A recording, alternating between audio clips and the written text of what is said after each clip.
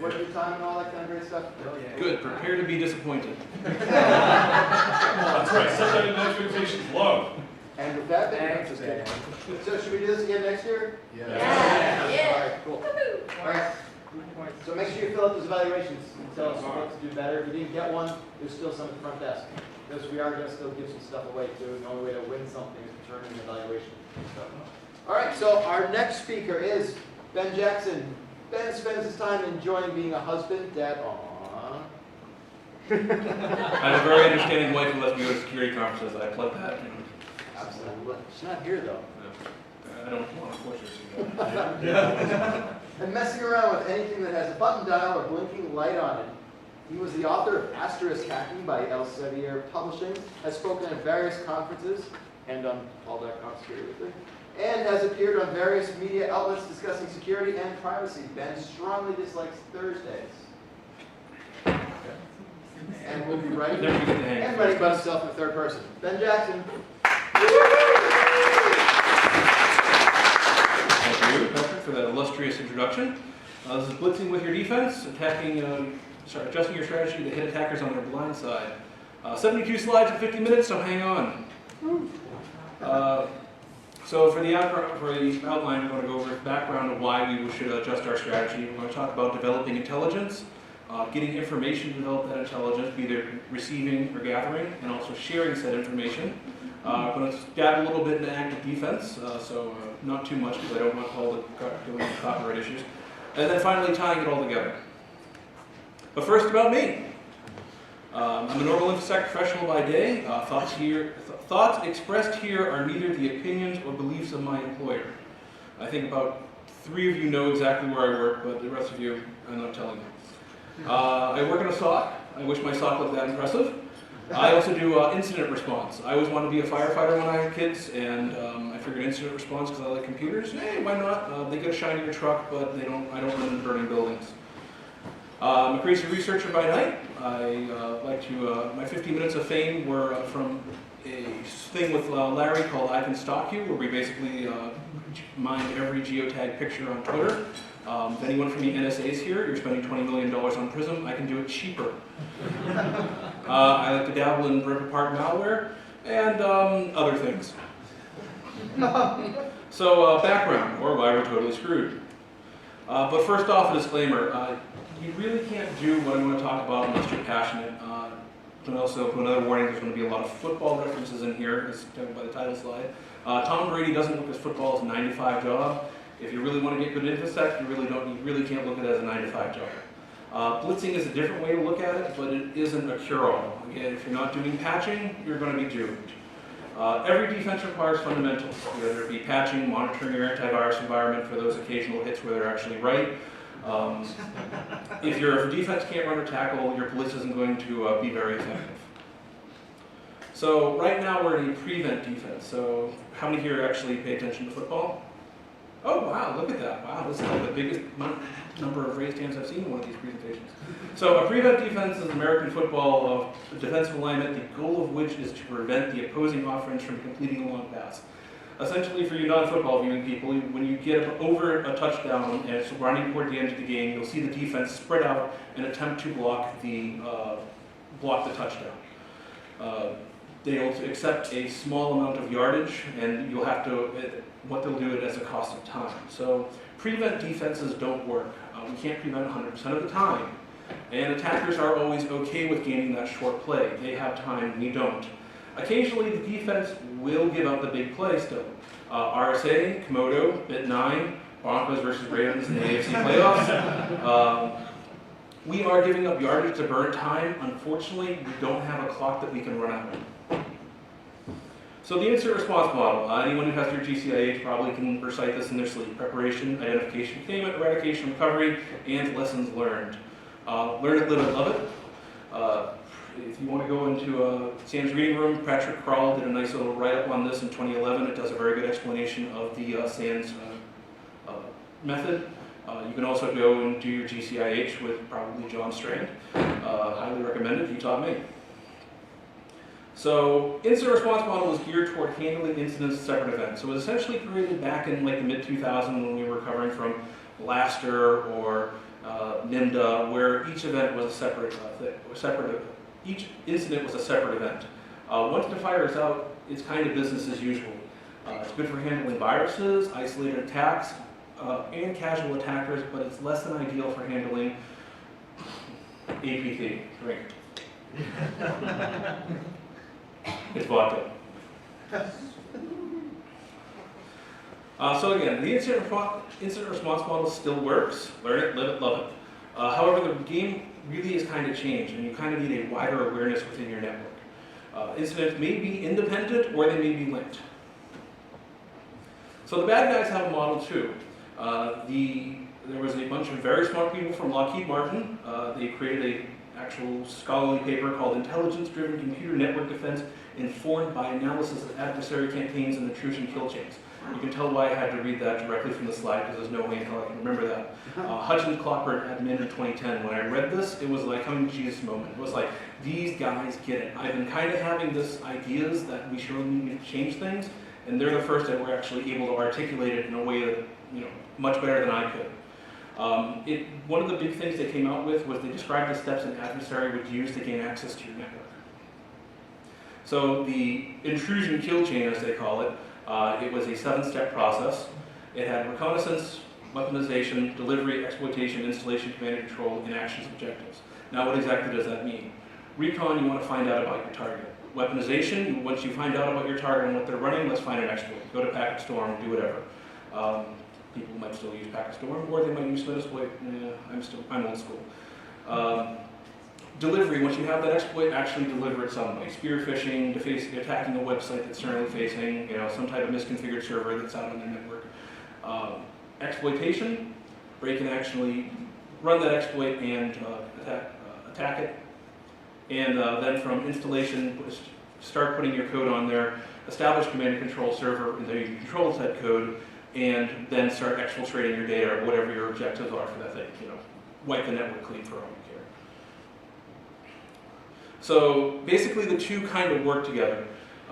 So you have your incident response team and you're prepared, and at some point somebody's going to come along and start actually scanning your networks, developing exploits, exploiting these servers, and once they actually have that toehold on your network, it's what's recalled to as attacker free time. I've also heard it referred to as dwell time.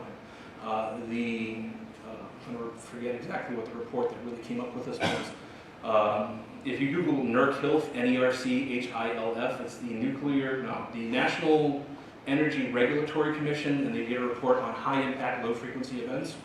Apparently, they didn't actually have anyone from cybersecurity because they would know this was a lot more than low-frequency events because this happens on a daily basis.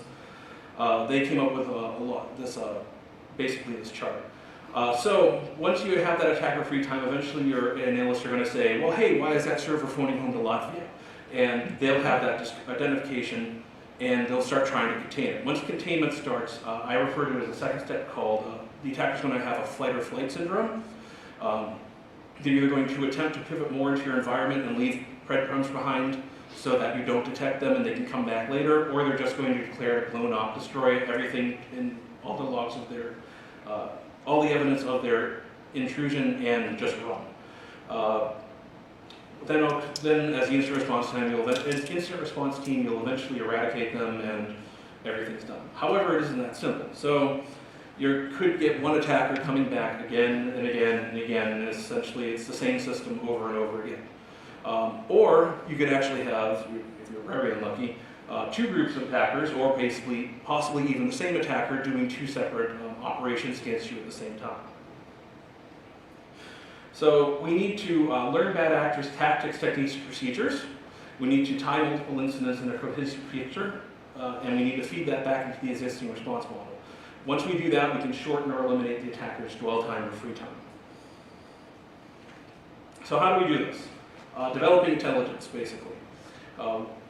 We know they're going to know about us when they start scanning us and start looking at all the public information about our companies or our networks. We can start doing the same to them. So intelligence was the big buzzword of RSA this year. Threat intelligence. We can sell intelligence. You can rent our intelligence for a week if you really want to. I really wish all these people who were selling intelligence were around when I was in high school. I could have gotten some better grades. Unfortunately, most people don't know what intelligence is. I didn't know what intelligence was until I started talking to one of my bosses in my job who has a part-time as Air Force, and he's part of the Air Force Reserve, and I was talking, oh, well, this is all intelligence, and he's like, no, that's data. And I was like, well, what do you mean? We go start talking about data to intelligence, next slide, but basically everything that we think is intelligence is actually data. Indicators compromise, IP addresses, fully qualified domain names, MD5s of malware, all that is data. None of that's actually intelligence. Intelligence is what happens when you take that data and you add analysis to it. So I think the simplest way to do this is to talk to the Star Wars model. I actually kind of borrowed this from a book I was reading. I completely forget the name of the book, but I thought the name was hilarious. So, at the beginning of Star Wars, we see Princess Leia trying to escape the Empire after she has stolen planes from the Death Star. And at the end of Star Wars, we see Luke, R2-D2, Han, and Chewbacca blow up the Death Star. Data to intelligence, right? Intelligence, Princess Leia had that intelligence, and she, somehow gave that to Luke, and they had their big thing, and they found that vulnerability. What they don't show you is the Rebel Alliance analysts review these plans and actually find that vulnerability. I assume that they did some type of responsible disclosure with the Empire. Hey, I know you're going to attack us, but here, you get 3 weeks to solve this problem, then we're going to blow up your Death Star. At least that's what I tell myself, because I like responsible disclosure. So, data to intelligence is a process. So you can make intelligence from data fairly easily. Just when you start to want to do good intelligence, it's harder. So, easy. What are we seeing? Well, we're seeing a bunch of the server phone home to Lafayette. How do we see it? Well, we saw it with our firewalls, or we saw it with our intrusion detection system, or we saw it with our anomaly detection software. Okay, harder is, what is it doing? Well, it's going and phoning home. It looks like it's a command and control server, and it's trying to exfiltrate data. Well, what is it after? It looks like it's trying to connect to a SQL server. That's where we keep our custom database. Must be trying to grab that data. Why is it after that?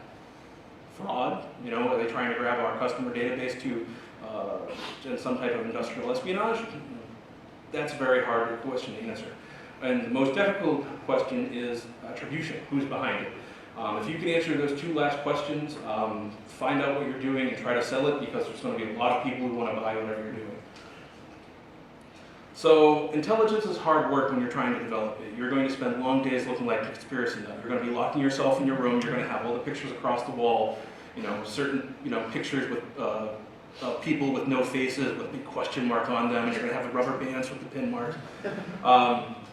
And you're going to have all that, and you're going to get another single piece of data, and everything is going to be blown, and you're going to be back to square one. It needs to be an ongoing internal process to your business. No one knows your network better than you. And there's ways of getting some intelligence from other third-party sources. Again, unless they know exactly what your business is, and you start actually maybe even using that intelligence to develop a more complete picture of how it affects you as a business,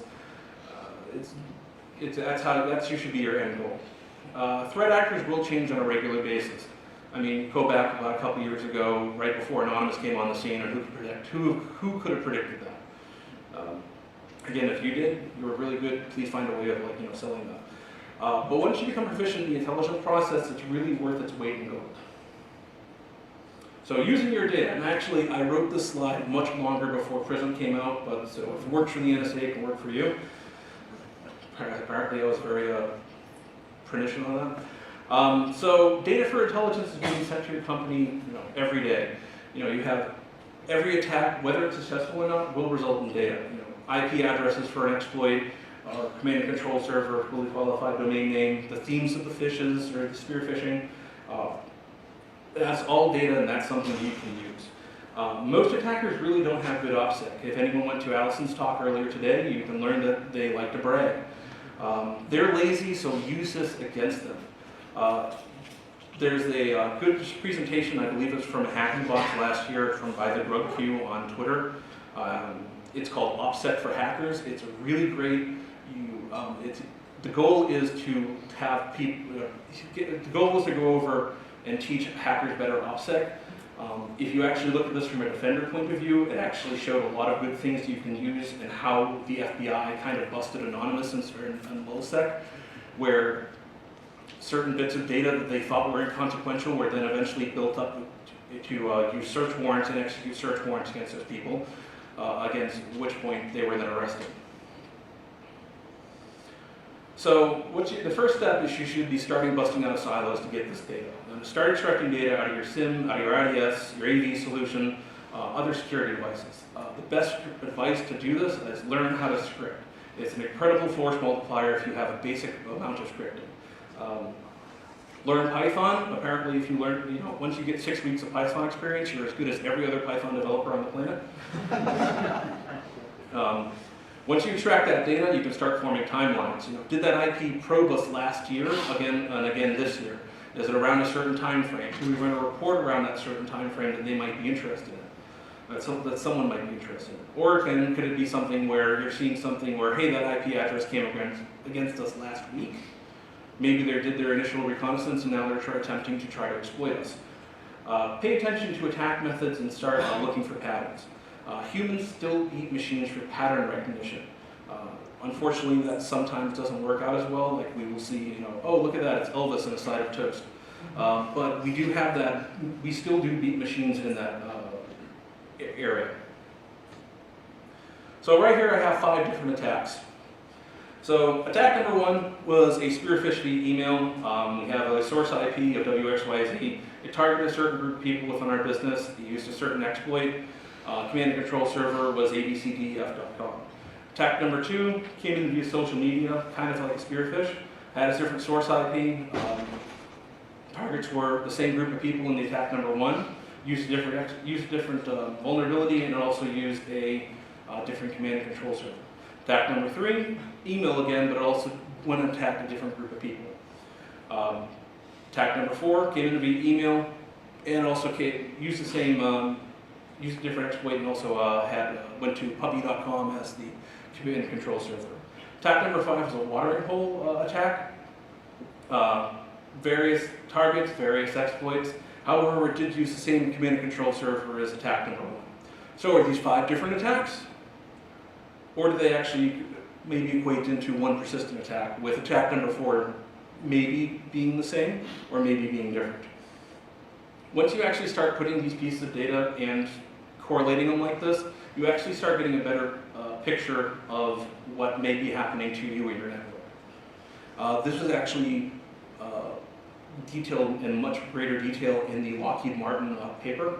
I strongly recommend that everyone read that. If you're into this sort of thing, they actually went over 3 separate attacks against their environment that used similar commonalities, and they were able to piece it into one advanced persistent threat. How's that vodka? No, it's great.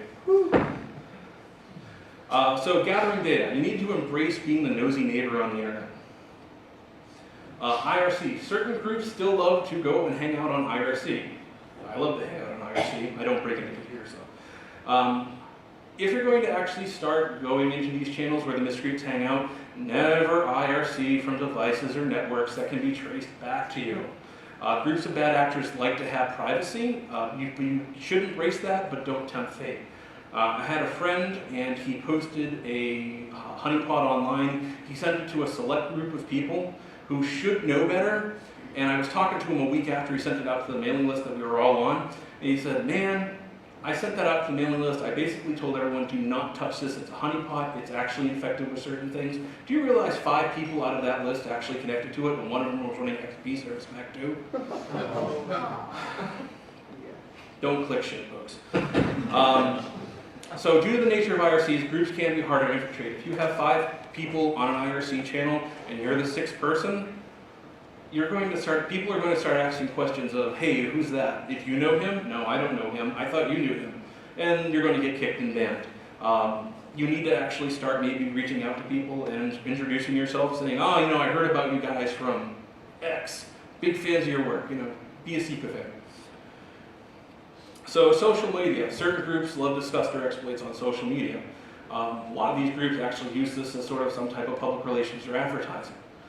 Find out who's talking about you and why.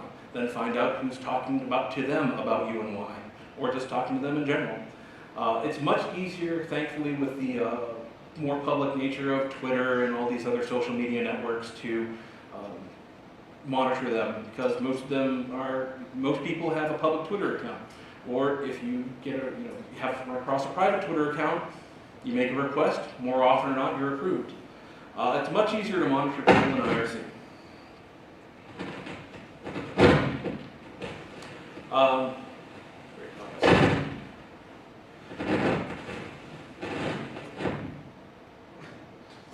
Pastebin.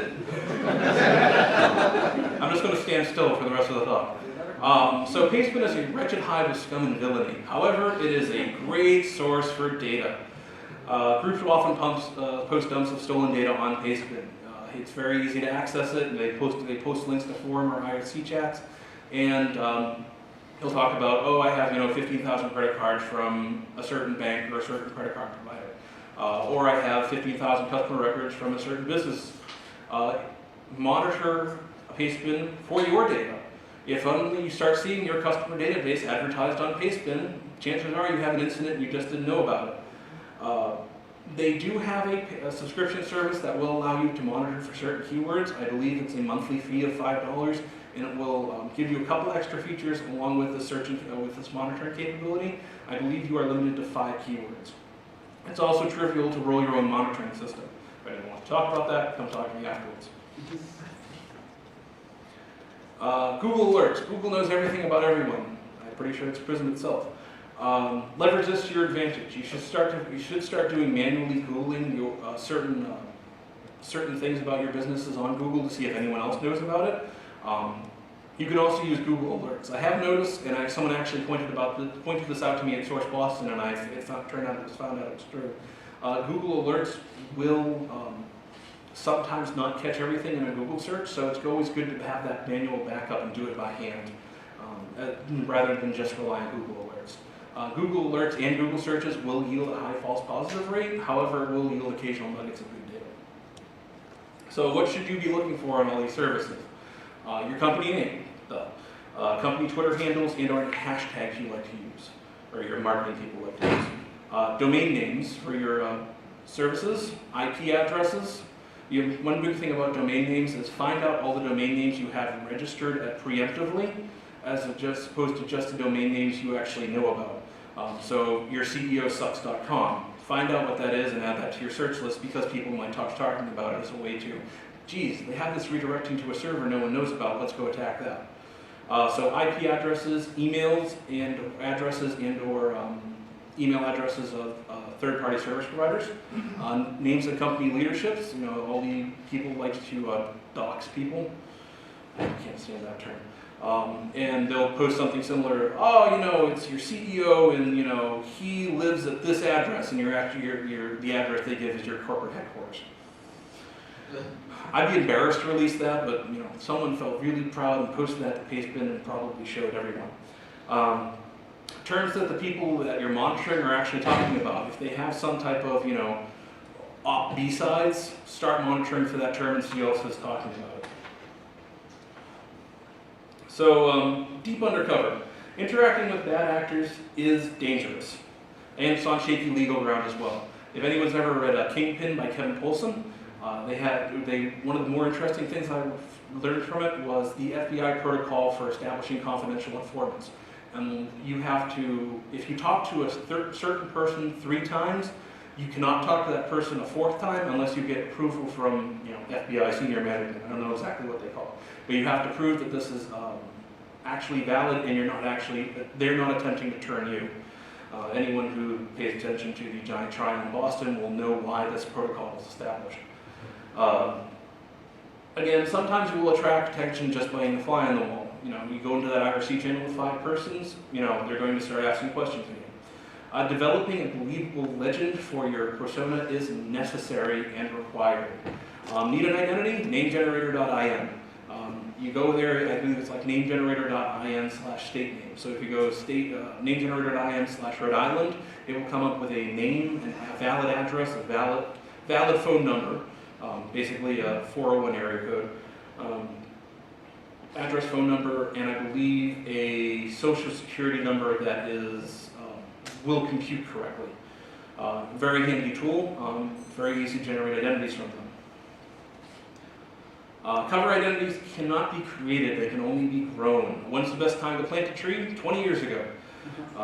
And when's the best time to create a cover identity? A couple years ago at least.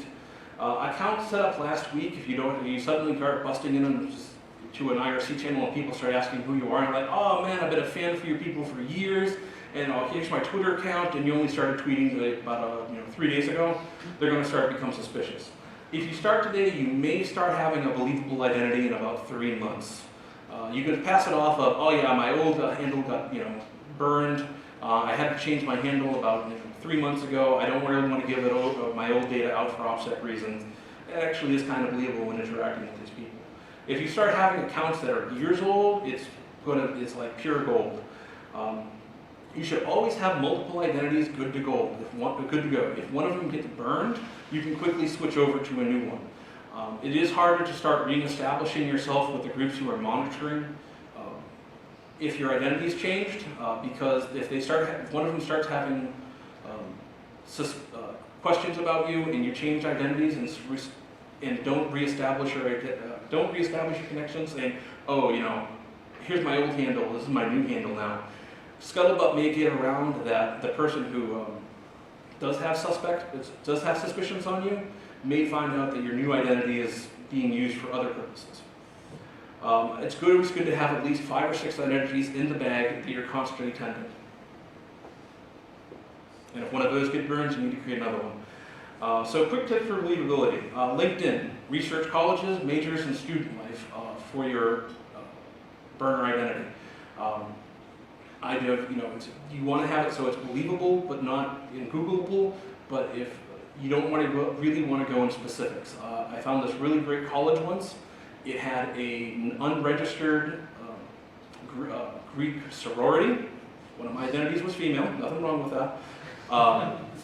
However, it didn't have a web page, it didn't have a national association, but I put it in the LinkedIn profile. I'm like, oh yeah, Kappa Beta Phi, yeah. If someone does start Googling this, they will find out that sorority did exist within that college, and it was suspended for drinking back in 2003.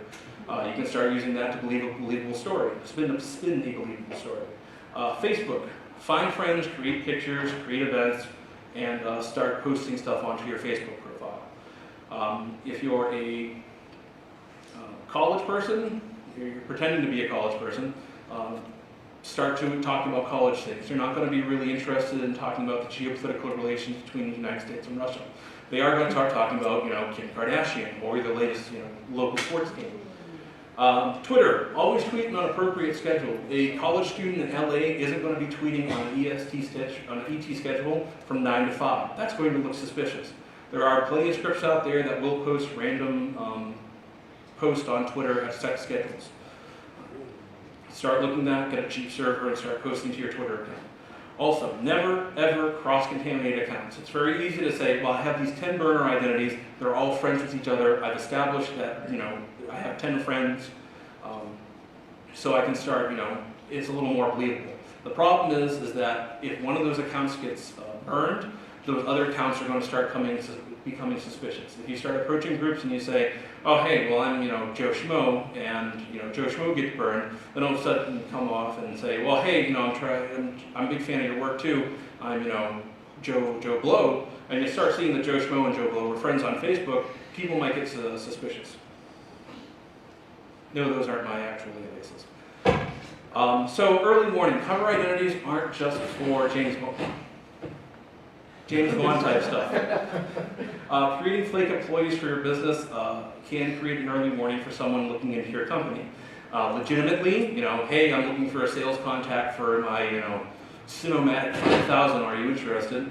Also, illegitimately, well, hey, I'm looking for a good target to send the spear phishing to. Set up fake work identities on LinkedIn, post the information to Google, and see who pokes at them. You may want to talk to your legal department first. So you have all this information. Let's start talking about data sharing.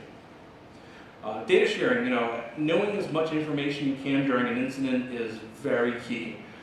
Sharing with peers can make a difference. You can aid in time detection, situational awareness, and if your attack is targeted versus untargeted. If 3 companies that you know all get the same phishing email, and you have different verticals and different organizations in different verticals, chances are it's probably an untargeted attack. Sharing, very importantly, means receiving and also giving. If you have information, you shouldn't have a problem with sharing it with other groups.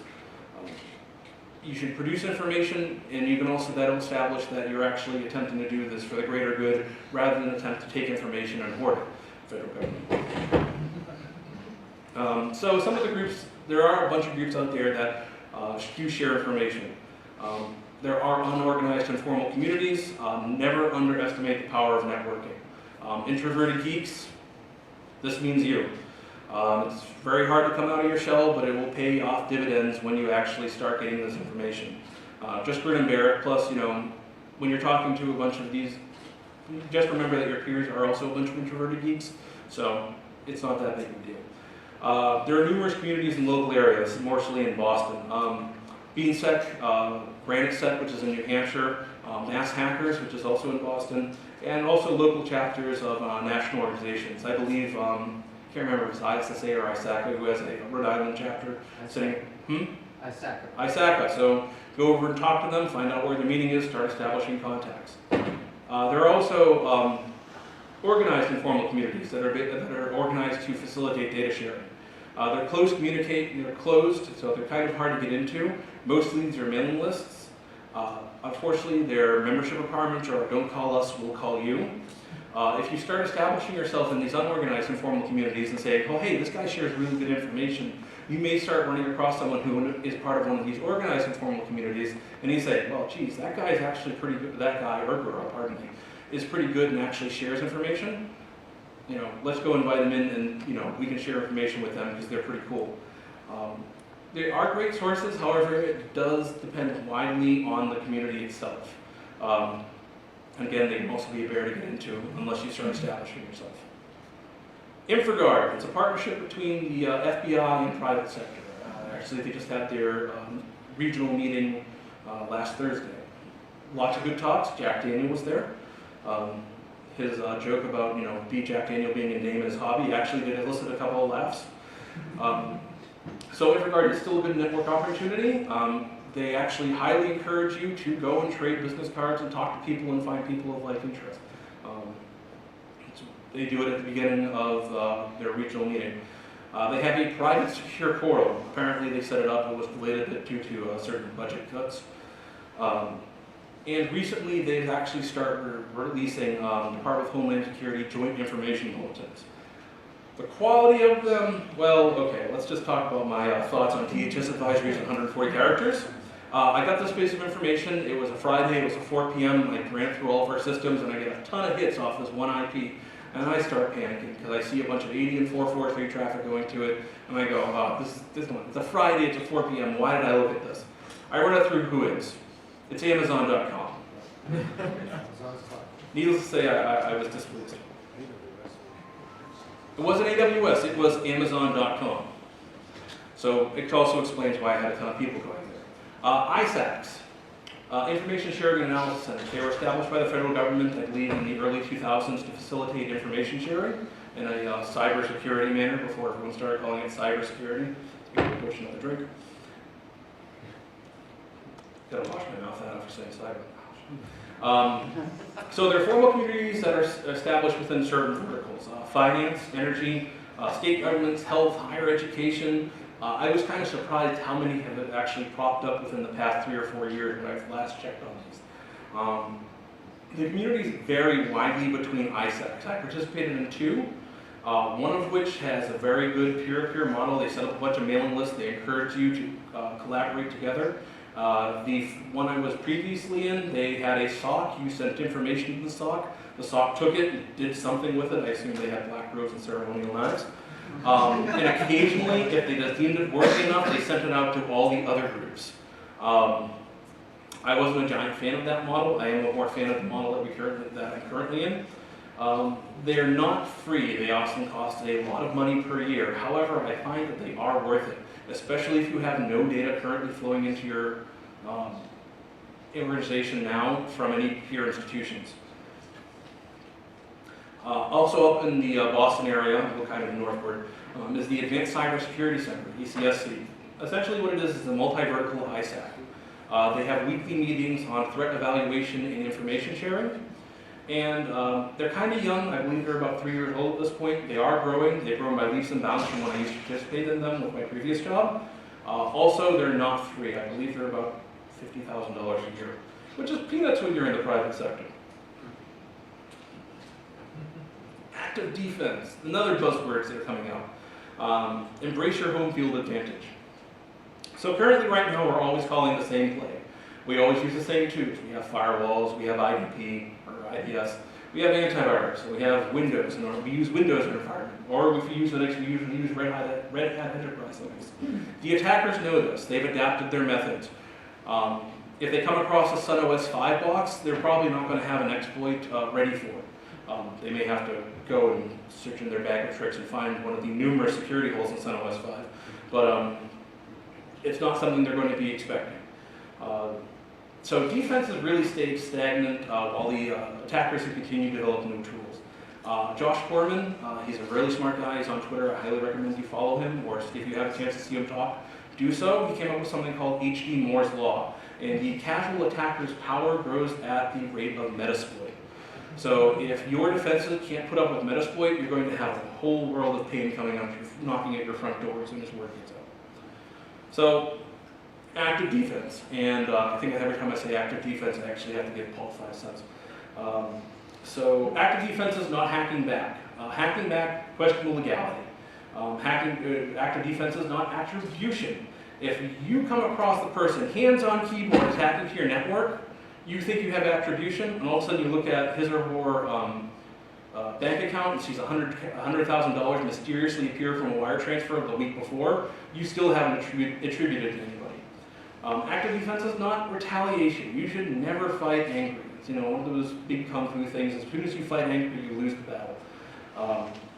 Of course, one of the big things that a couple of companies are going, oh, we're doing strategic counterstrikes. If you eliminate a command and control server, you're not going to eliminate the problem. I mean, how many exploitable boxes out there for an attacker to find to reestablish their command and control infrastructure? It's not hard. So what is active defense? Active defense is 4 things: delay, deception, detection, and disruption. We want to slow them down. We want to make them wonder where the heck the data they're looking for is. We want to find them that know that they're actually on our network, and we want to once we do that, we want to deny them their access. So why active defense? It's increasing attackers' talk. Either the bad actors will move on to another target if you're not specifically targeted, or if there's someone who's pulling the strings and actively targeting you, they may go and stop the current attack and move on to another higher ground. Mind games. If you want to keep the attacker off balance, if the bad actors think everything is a trap, they're going to start being overly cautious. And quite frankly, you should use it because it's an uncommonly used tactic. So, delay. Use honeypots. Make sure that they're internally facing. If you've ever run an externally facing honeypot, you know that they get a ton of junk and the signal noise ratio drops dramatically as soon as you turn them on. Honeypots is always a double-edged sword because if you use a high interaction honeypot and actually run vulnerable services, chances are they may get owned. And if you don't detect that they're owned, you just have another pivot point on your network. If you have underutilized servers, you should consider running additional services on them, as long as you have an active patch management program. If the bad actors are looking for SQL servers, what happens if they find 5,000 SQL servers in your environment? So, deceive. Put interesting files on open shares. Corporate forecast 1H2014.doc. That's going to be very interesting for an attacker. Put a web bug in it that calls to an offsite server. Customer dbbackup.zip, a 12 gigabyte zip file of dead random with a 36-character alphanumeric password. Good luck, guys. If you want to generate these fake databases, there's another website out there called fakenamegenerator.com. I believe they have a free service and a pay service. I believe with the free service, you can generate 50,000 identities within about 10 minutes. Just say, yes, please generate that for me, and here's my email address. So you can email this wonderful tab-separated value file of just data. I missed on my slide. So let's go. Demo time. Commence the finance. So nothing up my sleeve. Here's my Gmail box for my one of my accounts, and I have a couple of files here. Now, two of these are files that I would assume that an attacker would be very interested in. I'm going to enter the CEO's top secret file .doc.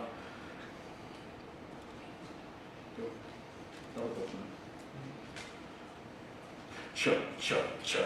I love running on old hardware. Of course, it's a lot faster. So, unfortunately, it's the CEO's diary. You know, last night I dreamed I was drinking the board of directors naked. However, when this file opened up, I'm praying that the guys like me.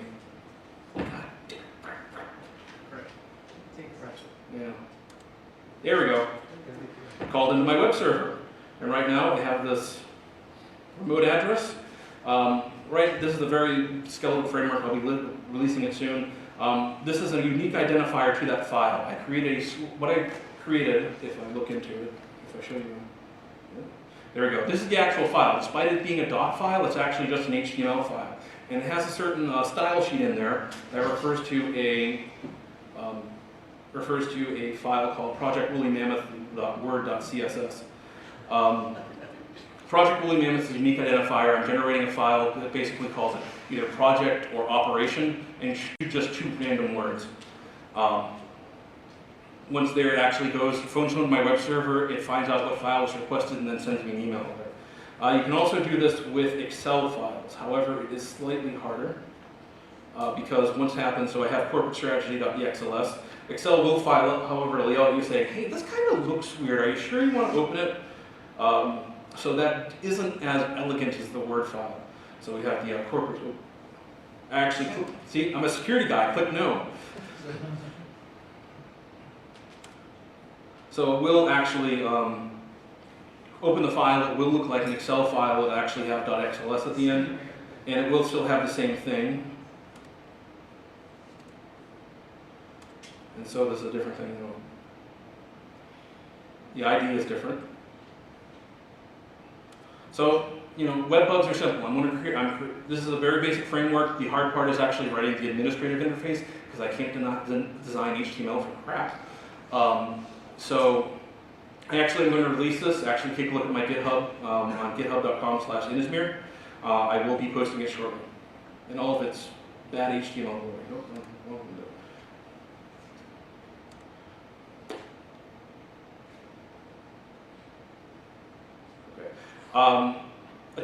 One of the things is the text. So monitor your systems that delay and deceive, like Hawk and Finnegan. If you're not monitoring that email address that gets the alerts, why even bother have that?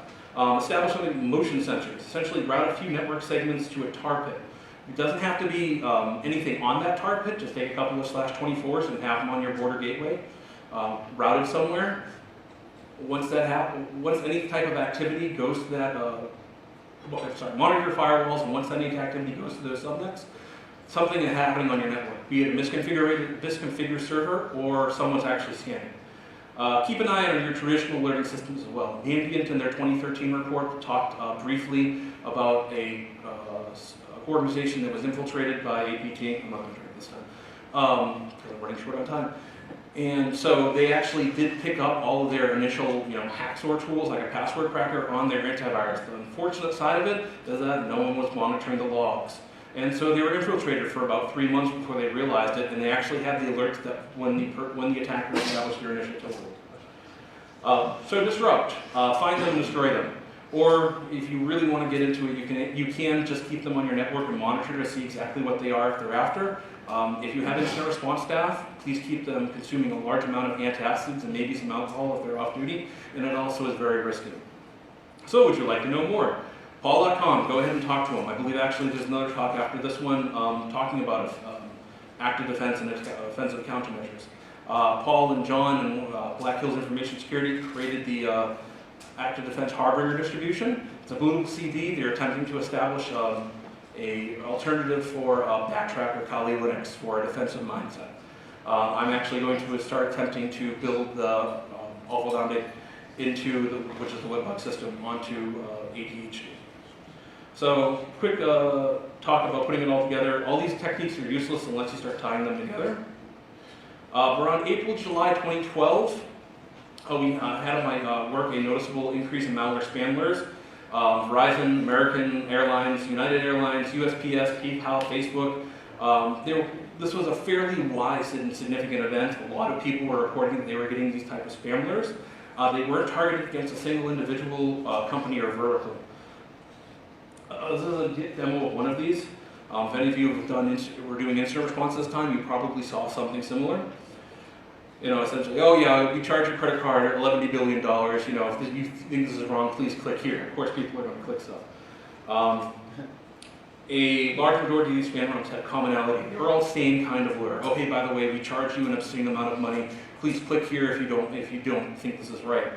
Similar list of targets. My organization, there was about a bunch of people. One of them was very in tune with this, and we told once he or she reported that this was a problem, he or she kept her eyes out. Oh, sorry, darn it. She kept her eyes out, reported it into us, and we actually got a lot of alerts before any of our systems actually detected a hit on it.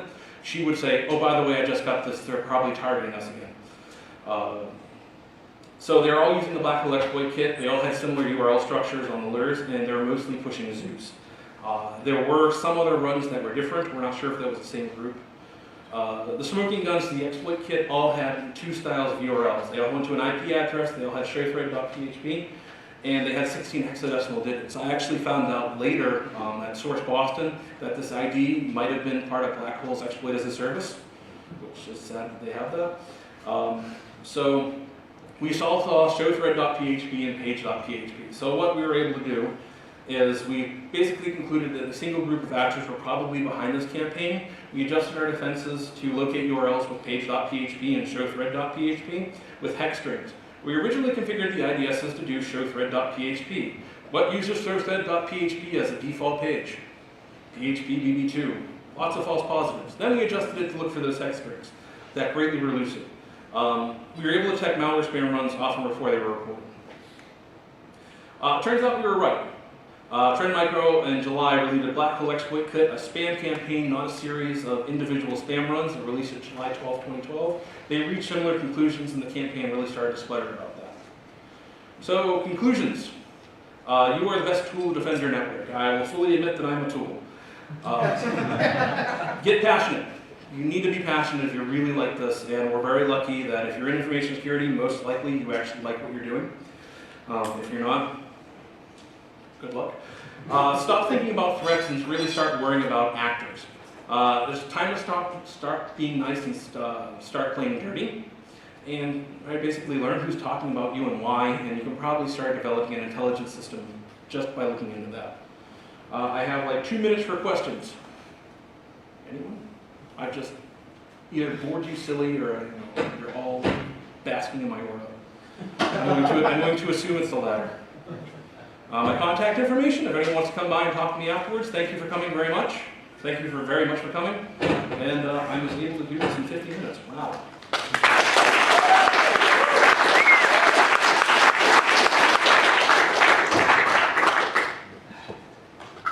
So my name is Mike Perez. I'm going to be giving a talk that is aimed at people